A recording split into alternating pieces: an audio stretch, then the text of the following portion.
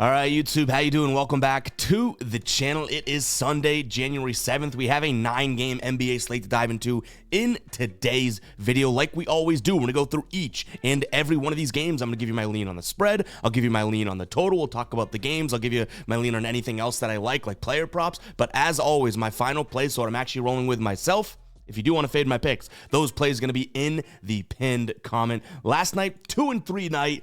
And man, oh man, that same game parlay was this close to hitting in the Celtics and the Pacers game. Miles Turner has burned us in same game parlays twice when it comes to points. He cashed for us with his under and rebounds last night, so that's great. But man, he needed 15 plus. He got 12. We betted him a couple nights ago in the same game parlay, right? Needed 15 plus. He got 13. So he may be on the points ban list now, but 2-3 night, not going to kill us. But, you know, we want more green than red, and that was not the case last night. But on to brighter news here. The ride of the day coming in clutch from Frederick. He had Kyle Kuzma over 21.5 points. Source, trust me, bro. And he has said in another comment that he had been crushing the ride of the days. And you know what? He nailed this one. Kyle Kuzma has a very good game, and the Wizards didn't even score that many points. But Kuz goes for 27, I believe.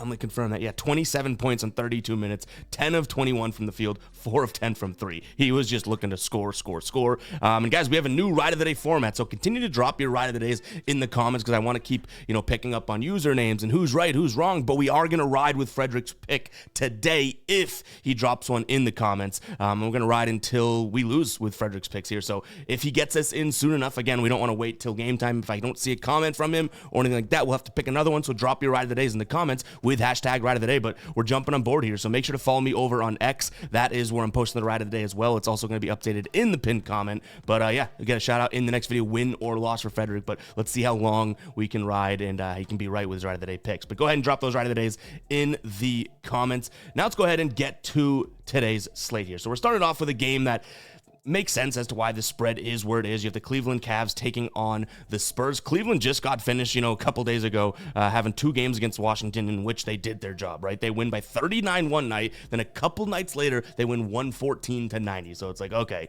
they combined for, over 50 points in that 2 wins there, winning by over 50. And San Antonio is in that Washington bucket, right? Bottom of the barrel type teams. They're 5-29 this year. 14-20 against the spread. I guess you give them a little bit of credit, but they're 3-14 on the road as well, which is like, okay, this is a bad team no matter how you want to slice it up, right? So I'll lean towards Cleveland laying the points. I don't think it makes its way into the final plays, to be completely honest, because at some point, like I said, Cleveland's been playing a little inconsistent. They are beating these bad teams, so I'll give them credit there, right?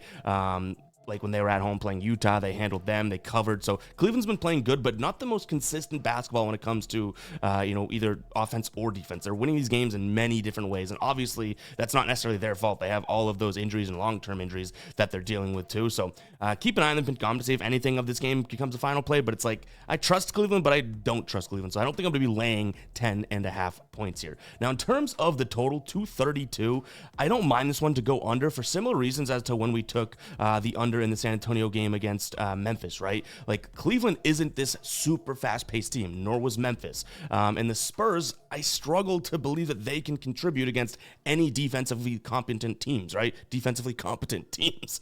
So I do think that this one goes under the mark at 232.5. In terms of player props from this game, again, nothing really jumps out at me. I don't like taking games that, have blow-up potential, obviously. But we do like the under, so maybe we could consider some unders here. But honestly, nothing jumps off the page. I don't think we're going to spend too much time with player props in this game. All right, next up we have Brooklyn taking on the Portland Trailblazers here, and this is a large spread. Like, I know Portland's not a good basketball team, but Brooklyn's just coming out of that horrid stretch of losing 7 of their last 9 games prior to a big win against OKC. But the fact that this comes in at 9 points, and I've seen on FanDuel -8.5, so I think that this line is pretty strong where it is, and there's a reason why it's there. I think Brooklyn's about to get back on sort of a good basketball trend like they were. This line wouldn't come in at 9 if that wasn't the case, right? So give me Brooklyn minus the points here. Do I love it?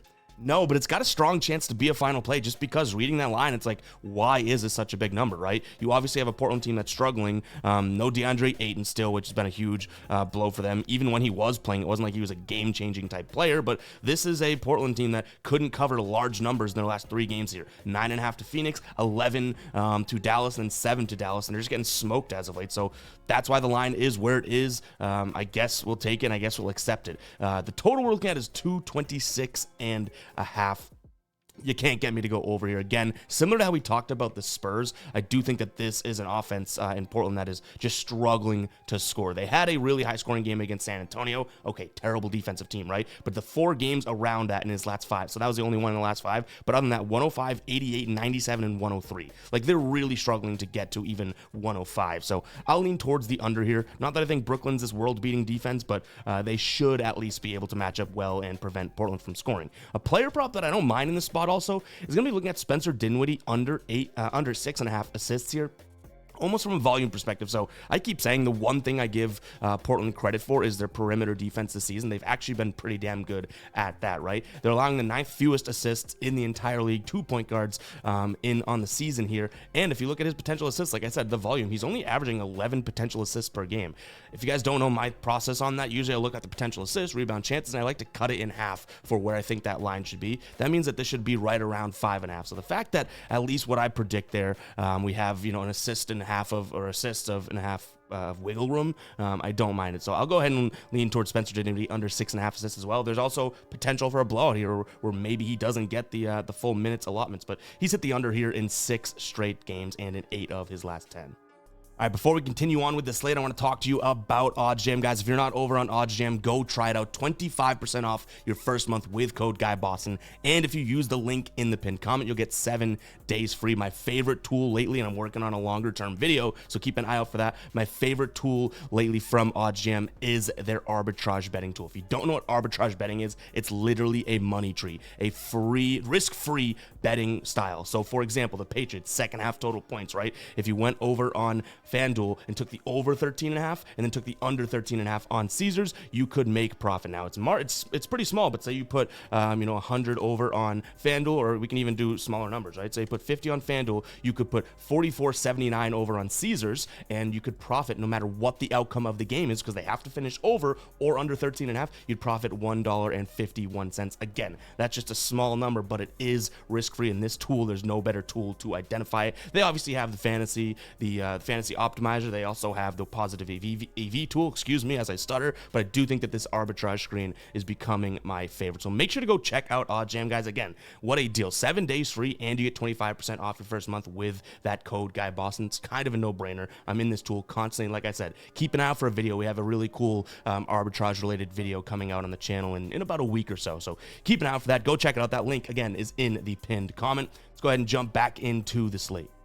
All right, we got Orlando taking on the Hawks here. Orlando sitting at underdogs here at home, which kind of surprised me, but I do think that Atlanta maybe coming out of that win against OKC, and then obviously they get blown out by Indiana here. Atlanta may look like they're on to better basketball. Again, it's hard to say that after getting blown out by the Pacers, but they did look pretty sharp against OKC, right? Even though I guess they almost blew that and blew the win. OKC started to storm back late in the game.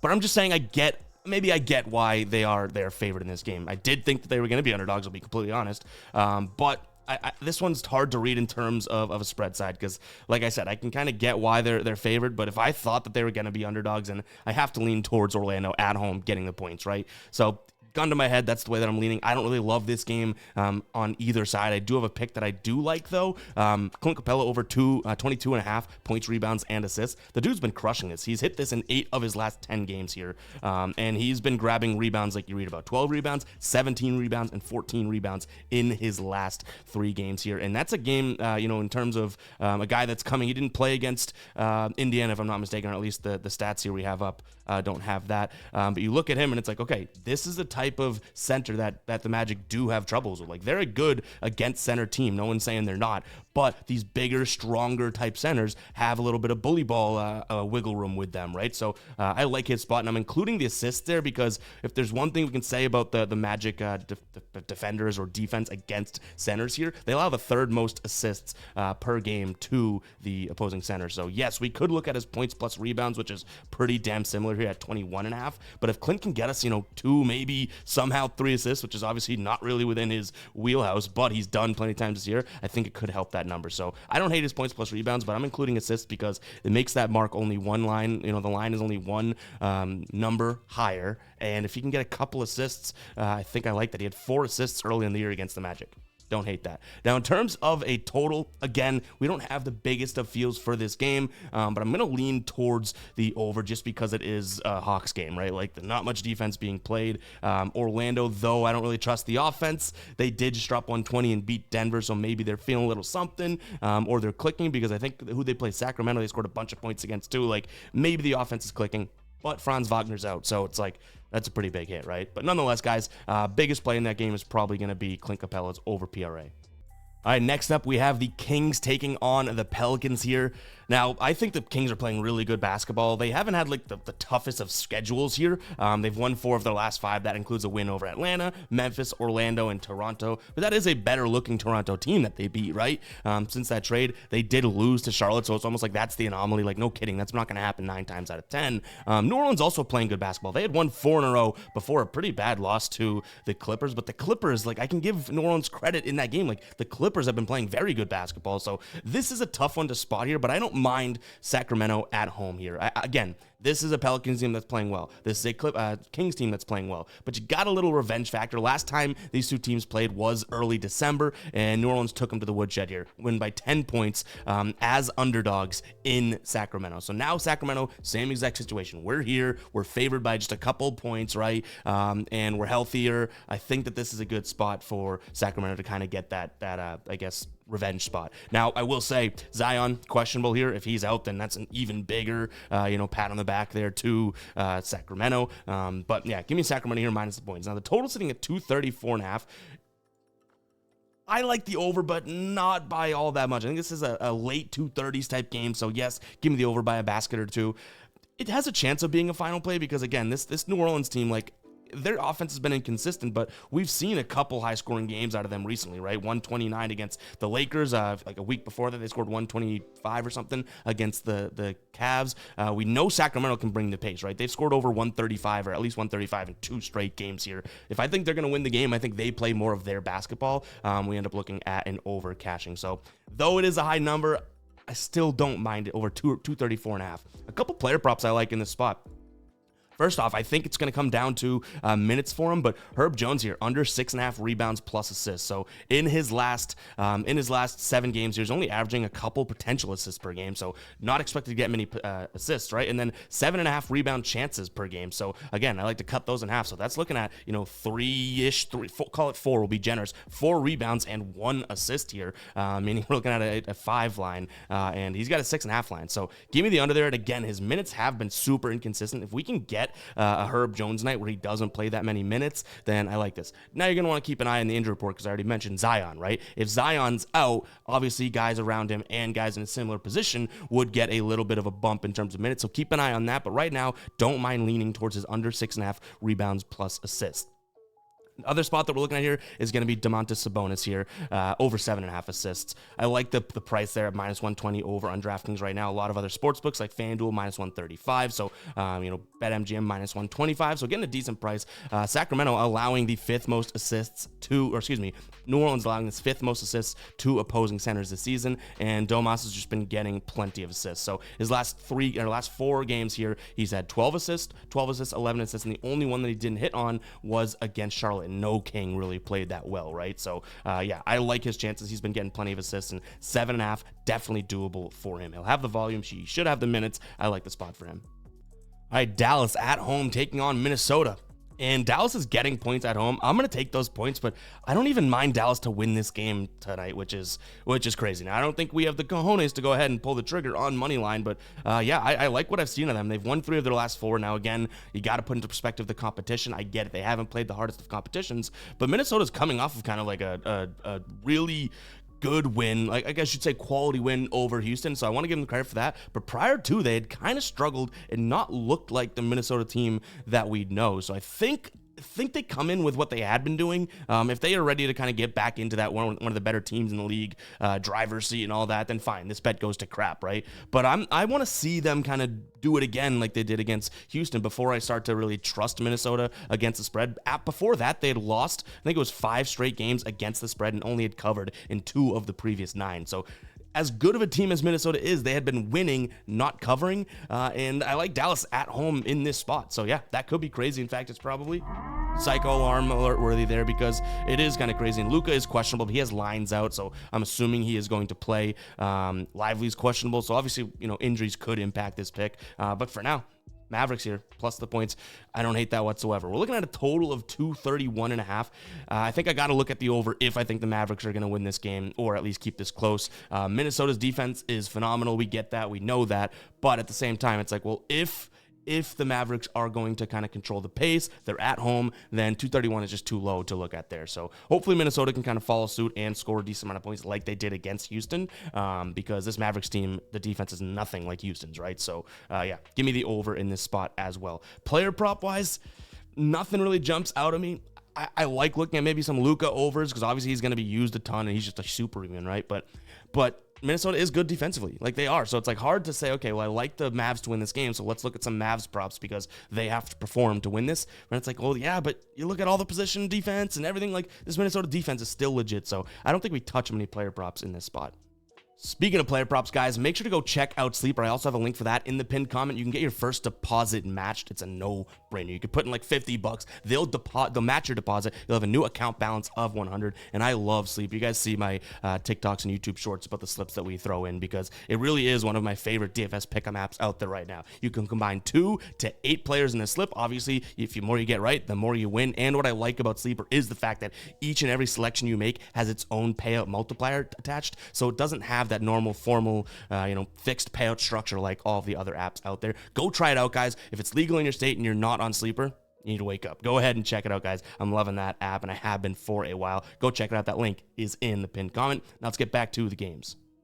All right, Phoenix hosting Memphis, and I'll be honest, that Phoenix game against Miami a couple nights back, I was impressed with how they win that game and the way that they won that game. I had been saying that Phoenix, when they're winning games and kind of going on the streak, they're playing good defense and whatnot. And that continued. Like I'm giving them credit here, and I like them again in this spot. 4.5 points doesn't seem like it's too much to me. And this Memphis team, though they get that win against the Lakers, they really hadn't been playing good basketball. Now they'd been through a gauntlet, right? Their only win prior to the Lakers in the previous 5 was against San Antonio, but they played Denver, at Clippers, they played Toronto, Sacramento. So I know that Memphis is better than how they've been playing, but they're still fully not like a trustworthy team in my opinion, whereas Phoenix may be turning a little corner here. Now Kevin Durant has been out and he's questionable still here, so if he plays, then I think that this has a pretty good chance of being a final play here. But again, Phoenix playing decent basketball even without Kevin Durant. I don't think they'll need him. Obviously it kind of coincides with Beal getting back, which is great for them, but I don't think that they're necessarily going to need Durant to beat Memphis. But if he plays, I like this play even better because we're really yet to see some quality basketball out of the big 3 playing together because they haven't had that opportunity, right? Like Durant's frustrated with Beal being injured. Beal comes back and it's like Durant's like, I'm injured, so it makes it a little bit of tough there. But another play that I don't mind in this game is going to be looking at Devin Booker's, not Kevin Booker, Devin Booker's under for his PRA line. Not because I think he's going to have a bad game and not because I think, Memphis is lockdown defense or anything, but it's just super inflated up to 39.5. Like he's hit the under here out of his last 20. He's hit the under in 55%, but in his last 10, he's hit the under in 8 of his last 10. Now he's had a couple good games here, one against the Clippers, so I want to give him credit there, but one of the other times, so out of those 2 that he's hit in his last 10, it was against Charlotte and they play 0 defense, right? This should be a Memphis team that makes it a little bit more tough for him, which yeah, maybe he ends up getting some more assists, but I don't really think that that's going to be the case. I just think this line's too high. So again, does he get close to this number? Yeah, this is very much a lean because Devin Booker is a great player, and 39.5 just seems like it's too high of a number overall. In terms of a total 228 here, I guess I'll lean towards the under because, like I said, this Phoenix defense has been kind of surprising me. So I'll buy into it for now and give me the under 228 in this spot. All right, we can move through this one pretty quickly. We do have a massive spread, obviously. Denver over the Pistons here, minus 16.5. Good spot for Denver. I don't know about a 16-point win. Probably won't touch that with a 10-foot pole. But obviously, Denver coming off of a loss against Orlando. They probably want to get back into the winner's circle here. They are at home. Detroit, terrible basketball team. But it's too many points for me to lay as Denver. So yes, Denver probably wins this one convincingly and all that jazz, but Detroit secretly has covered in 5 of their last 6 games here. So they're getting these massive numbers. No kidding, they're going to potentially cover, right? So I guess I, by default, lean towards them. If you guys aren't aware, over on, I'm just doing it kind of following along on Twitter here, but we do have posted it since the new year, we've been taking Detroit money line, spread, and they're over for team total, and we're actually profitable. So in like 3 games, we're profitable, which is kind of crazy. So keep following along with that. We're just doing it for fun. I wish it was counting towards the final record right now, but we're not. We're just doing it to kind of keep track of it. But nonetheless, guys, Detroit plus the points just because it's such a high number. That's not going to make its way into the final plays here. Total sitting at 236.5. Now, if I looked at this, I'd be like, that's way too high of a number because Denver probably wins, slows the pace down, yada, yada, yada. But this Denver team, the pace is actually kind of upticked a little bit, and it's not even necessarily the pace. I shouldn't say that. It is more or less the efficiency. Like, Jokic hadn't missed a shot in forever. Like, they are not shooting a crazy amount of times, but they're just making shots that they're taking, which is crazy to kind of look at maybe a potential under here. But again, I got to go with my gut. Like, I get the rationale as to why this number is so high. Like, it makes sense, but it seems a little bit too high. So I'll lean towards the under, even though it sounds like I'm speaking out of both sides of my mouth, but even though I could see the over hitting, right? Like, I get it, but I'm going to lean towards the under. It just seems like it's a little bit too much there. And again, blowout potential here, so I don't think any player props are really viable as of right now. All right, Warriors taking on the Raptors. And like I said, the Raptors have looked, I would say that they've looked good since the trade. I'm not going to say crazy good or anything like that, but, 2 wins, and then they play a really tough game against Sacramento. Golden State, though, something about them at home always seems like it just rings in my ear. Like, you got to look at that. One of our big statements was taking Golden State against Orlando as 3.5-point dogs. We laid the points, and they go out there and cash it, right? Then they beat Detroit at home, so I'm not going to give too much credit because they didn't cover the number, but I don't know if Toronto, just because of the trade and all that, like, I don't know if I truly buy into them on the road yet. They're a terrible road team, so give me Golden State, and it's tough because it has a chance to be a final play too, even though I don't totally love it, but all the ways I cut this up and look at the numbers, like, it makes sense for Golden State. Now, they do have an injury that could be a big deal, Jonathan Kuminga. I mean, yeah, the name might not sound like a lot, but this guy has been playing a lot for them, so we shall see, how much that impacts it when it comes time to putting money on the table, but give me Golden State here minus the points. Total at 238. Little bit too high for my liking. I can see this finishing at like 236 though. So slight lean towards the under. In terms of player props in this spot, I mean, I think that Toronto has, a good defensive mindset, but then all of a sudden they trade and they get a little bit more offensive. So I'm like, wait a second, I got to kick out my old thoughts about, yeah, Toronto, they can cover the point guard well and blah, blah, blah. It's like, can they though? Like, quickly he's getting way more minutes. He's been scoring a ton. Like, are they truly that defensive team that they once were? Not really. So I liked Steph's unders, because they're just huge numbers, right? I don't think he's going to have a bad game, much like when we talked about Booker. It's like, he can still have a good game and just stay under these marks. But so, yeah, I'm probably just sticking away from player props here. I wanted to get on the Emmanuel Quickly train, but they've bumped his line up to 19.5 now. Just a couple games ago, you're getting it at 14.5, at 15.5, 17.5, and now it's up to 19.5, which makes sense. The dude is playing a crazy amount of minutes, shooting 15, 18, 17 times per game. So it's like, I get why he's been bumped up. It makes a little bit of sense. So I'm going to stick away from player props here just because you can tell by me just talking about them, like, kind of sporadic, kind of all over the place. So it is what it is. All right, last game on the slate, battle of the LAs. We got the Lakers taking on the Clippers. Lakers getting a decent chunk of points here, 5 points at home. But I do think that this is a spot in which, yeah, the Clippers are just playing good basketball. I already talked about it, right? Like, this is a dark horse team for me if they stay healthy and they continue to kind of like get better on the road. But they've won 8 of their last 10. They've covered in 7 of their last 10, and in 4 straight games here. And their road hasn't been that easy. Like, yes, they have some good teams, bad teams that they've played, but I wouldn't say that they've had a cakewalk of a schedule as of late. And the Lakers, on the other hand, are kind of doing the opposite. Like, they've lost 8 of their last 10. They haven't covered in 6 of their last 10 and in 3 straight here. It's like, I don't think that they're playing good basketball. I like the Clippers in this spot, and I'm willing to look at those points and say -5. Do I wish it was like 3.5? Yes. So even if we make this a final play, maybe we pay a little bit more juice and get a better number, because for whatever reason, you know, I just feel like that's a way better number than having to win by 6 points. But nonetheless, because then again, it's like 2 buckets, 2 points versus 2 3-pointers, whatever. We're getting in the weeds there. Give me the Clippers here. I just, like I said, this number seems like a decent value if you are liking the Lakers. So I could see the justification being made on that side. I can admit that, but Clippers just playing way too good at basketball. Like their starting 5 is clicking like you read about. So give me them. Now the total at 231.5. Don't have the biggest of feel for this, but I'm going to lean towards the over just a little bit, because again, this is a Clippers team that's just been playing such good basketball and very consistent offense. Their defense has been good, so could that bite us in the ass taking the over? Sure, but it's a slight lean. We do have a couple player props we like in this spot, so 2 different ones for Russell Westbrook. I like his over 16.5 PRA. He's done this in 8 of his last 10. Even when he gets some limited minutes, he's still cashing. He's done it in 4 straight games against the Lakers. Back in early November, he had 24 points, 11 rebounds, and 8 assists against his former team. So it's like, all right, we like the look of that, right? Then I also don't mind his over 12.5 points plus assists. So stripping out the rebounds, because you're getting plus 106 value over on FanDuel right now. Like, I don't mind that either. He could hit this with points, to be completely honest, and he has hit that number in points in 4 straight games against the Lakers. So though his minutes have been volatile and whatnot, like I do think that this could be a good spot for him. He's hit the over here in 68% of games this season. So talk about up and down minutes, off the bench, starting, blah, blah, blah. He still does seem like he's involved and kind of gets involved. So look, I'm looking at that. And then Kawhi Leonard over 9.5 rebounds plus assists. This is a Kawhi that when they play in big games, he has been super instrumental.